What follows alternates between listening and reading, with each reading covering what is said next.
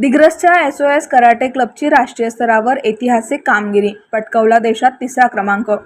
24 खेळाडूंनी लुटली तब्बल 37 पदके। सुवर्ण, रौप्य आणि कांस्य पदकांची लूट करत दिग्रसच्या शिरपेचात मानाचा तुरा। वर्धा येथे नुकत्याच पार पडलेल्या 4थ्या राष्ट्रीय कराटे चॅम्पियनशिप 2026 मध्ये दिग्रस येथील SOS कराटे क्लबच्या खेळाडूंनी आपल्या अफाट कौशल्याच्या जोरावर घवघवीत यश संपादन केले आहे।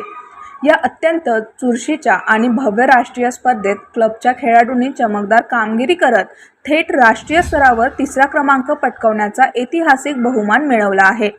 वर्ध्यात रंगला राष्ट्रीय थरार। स्पोर्ट्स शोधकान कराटे असोसिएशन ऑफ इंडियाच्या वतीने 13 व 14 जून 2026 रोजी विदर्भ केसरी खासदार रामदास तडस इंडोर स्टेडियम देवळी, जिल्हा वर्धा येथे या 4थ्या राष्ट्रीय कराटे चॅम्पियनशिप 2026-27 चे आयोजन करण्यात आले होते।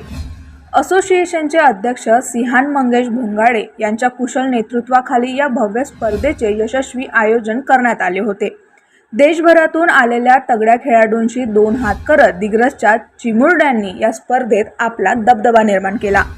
मुख्य प्रशिक्षकांच्या मार्गदर्शनाला यश SOS कराटे क्लबच्या एकूण 24 मुला-मुलींनी या स्पर्धेत सहभाग नोंदवला होता। या सर्व खेळाडूंनी काता आणि कुमतीने या दोन्ही प्रकारात विविध वजन गटात प्रतिस्पर्ध्यांना धूळ चारली। मुख्य प्रशिक्षक शेख सोनू शेख अब्दुल यांच्या उत्कृष्ट आणि कठोर मार्गदर्शनाखाली खेळाडूंनी हे यश खेचून आणले आहे।